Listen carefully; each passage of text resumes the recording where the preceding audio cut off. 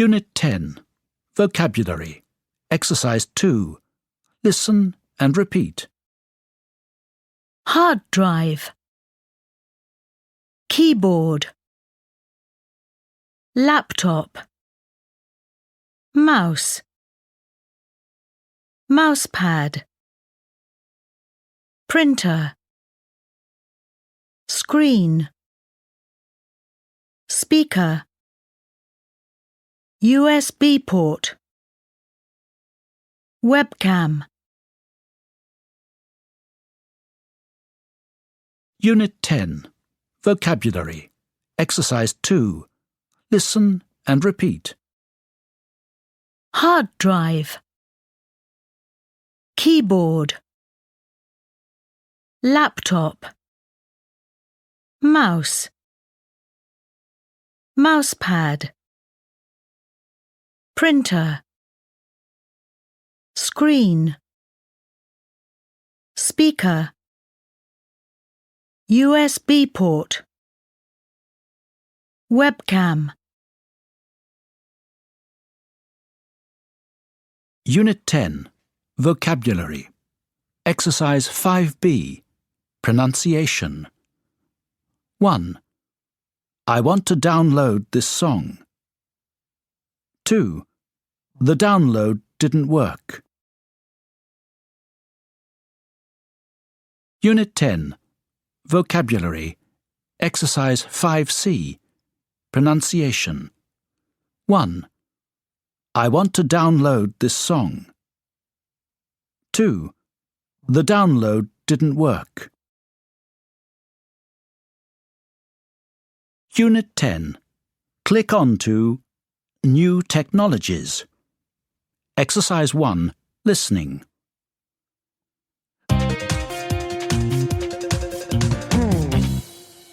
Sir Tim Berners-Lee grew up in southwest London. As a child, he wasn't very good at sports, but he loved trains. When he was 11, he went to a school which was between two railway lines, and he loved watching the trains go by. Maybe that's why he also had a model railway in his bedroom, complete with toy trains. Even when he was quite young, he loved inventing things. He made little electronic gadgets to control all of his trains. Little by little, over the years, he became more interested in electronics than in trains. He knew all about computers when he was young, because his mother and father were both working with very early computers when they met. Later on, when he was at university, he made his own computer using an old television. He bought the television from an old shop for just £5. Tim's interest in maths also came from his parents. His mother taught maths at school, and she taught him that maths was fun. When Tim went to Oxford University, he studied physics. He thought that physics would be more practical than maths, somewhere in the middle between maths and electronics. In fact, it turned out to be a very special and fascinating subject for him, and it helped him to make his most important invention, the World Wide Web. Unit 10.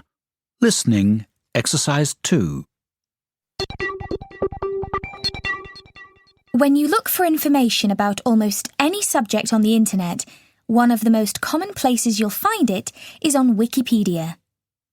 Wikipedia is the biggest encyclopedia in the world and the 9th most popular website in the world. It's the most popular reference work on the internet. It was started in 2001 by two Americans, Jimmy Wales and Larry Sanger. However, the encyclopedia isn't written by them. It's written by thousands of people around the world. Wales and Sanger's original idea was to create an encyclopedia in the traditional way by asking experts to write articles. But after 1 year, they only had 22 articles. Then they came across wikis. Wikis are websites that allow visitors to add, take away, or change content. The idea of normal people sharing information is a central philosophy of the web, and now also of Wikipedia. The idea became to create the first people's encyclopedia, written by normal people for normal people. After just 2 weeks with this new philosophy, they had more articles than in the first year. At the moment, 1,700 articles are being added every day. Articles have been written by hundreds of thousands of people. The word wiki comes from a Hawaiian expression, wiki wiki, meaning fast. One of the most important things about Wikipedia is that it can change very quickly if necessary. When important events happen in the world, Wikipedia articles change sometimes from 1 second to the next. Wikipedia is like the internet because it doesn't have just one home. There is a small office in Florida, USA, and also one room in California and another room in Poland. Articles have been written in 253 different languages. The 5 languages which have the largest editions of Wikipedia are English, German, French, Polish, and Japanese, in that order. Unit 10. Developing Speaking. Exercise 3. Listening. What can you see in the picture? I can see 5 people.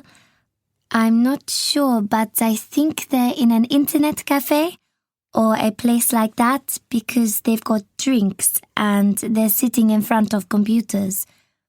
It looks like it's quite a modern place. The lights and the things on the wall and the tables. I think it's evening because the lights are on, but actually I can't see any windows. How do you think the people feel? I can't really see their faces.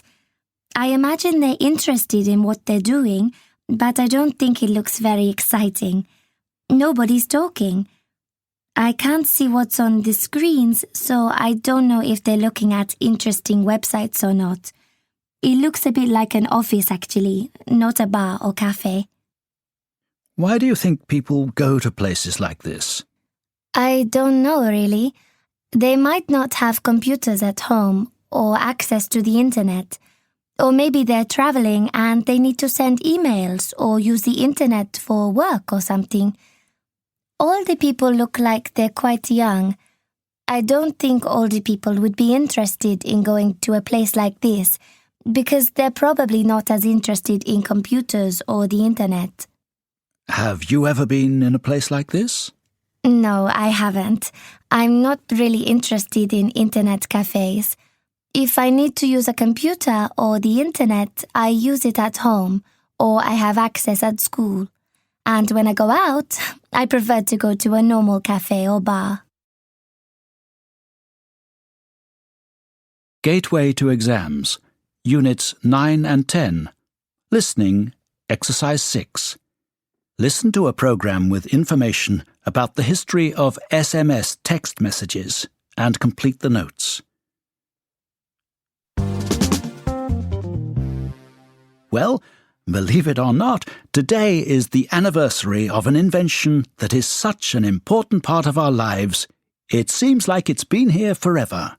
Yes, on this day in 1992, the first SMS text was sent. Here is Katie Dunn to tell us a bit more. Katie, first of all, what do the letters SMS stand for? SMS means Short Message Service. Of course, it's called Short Message Service because SMS texts can usually only have 160 characters of the Latin alphabet. 160? That's not a lot, is it? No, that's why, people have invented all these abbreviations, like the letter U instead of writing YOU, so they can write a complete message but with only a few characters. Right. Anyway, we said the first SMS text message was in 1992. Who was it sent by?